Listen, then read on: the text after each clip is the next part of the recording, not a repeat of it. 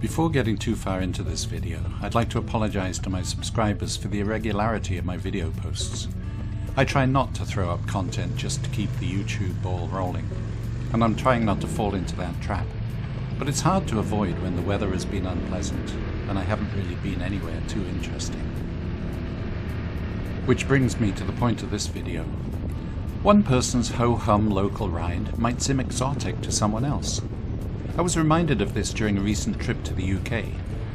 There, once you break free of the cities, there's an infinity of tiny winding backroads past ancient houses, medieval churches and welcoming pubs and cafes. It's engaging and interesting riding, but because it's a small country with a high population density, it's never long before you're back on busy roads and riding through urban sprawl.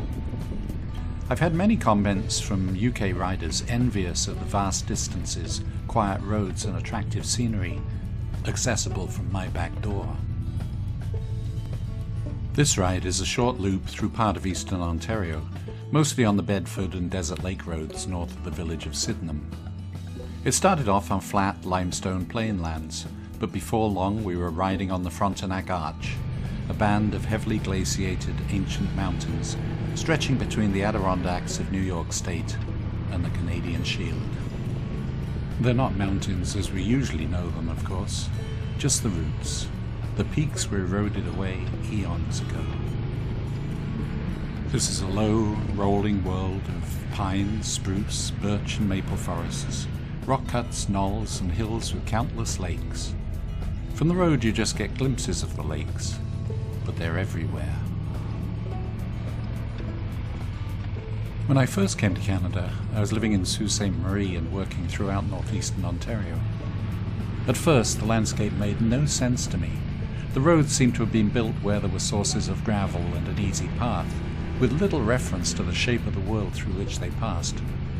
It was only once I got onto the lakes and rivers in a canoe that suddenly it all made sense.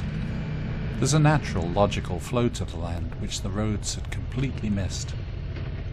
That's not to suggest that these roads aren't enjoyable, they are. But they are imposed on the land, not part of it.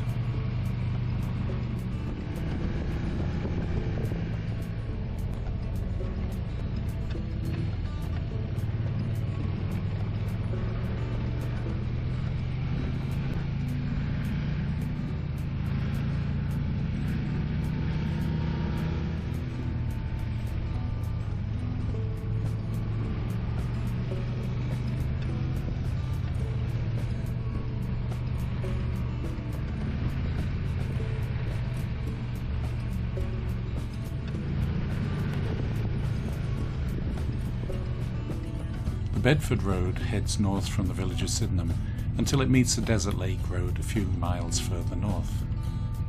I turned off onto the Salmon Lake Road towards Frontenac Provincial Park just to have a quick look at one of the lake access points to see if anything was moving.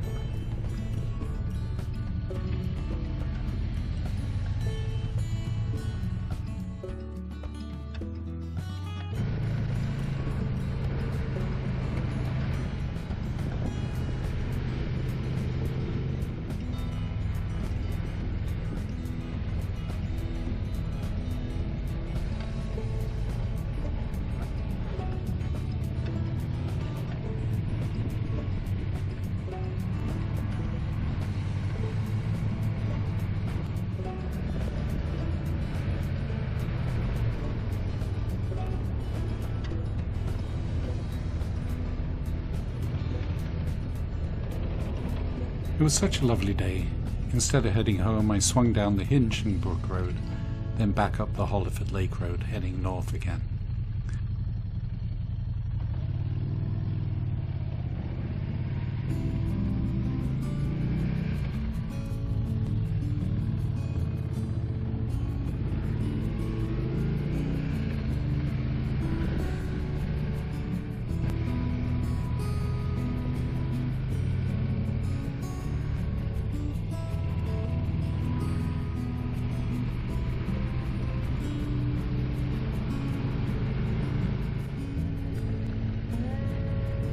All these roads take quite a beating over the winter, and there are usually thin patches of gravel or sand in some of the corners.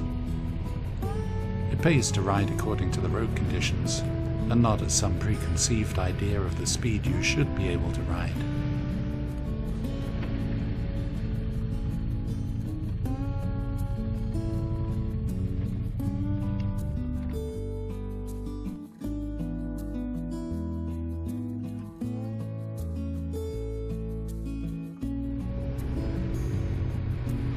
And then it was time to head home. There was a pleasant taste of things to come. With any luck, I'll be able to get in some longer, more exotic rides a little further from home. Fingers crossed.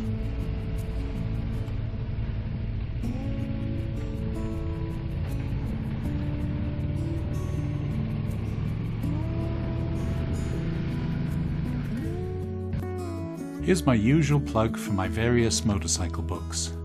They're available on Amazon and Audible, and there's no AI-generated nonsense here. They're written and narrated by me. Just search for Nick Adams Motorcycle. Thanks for watching.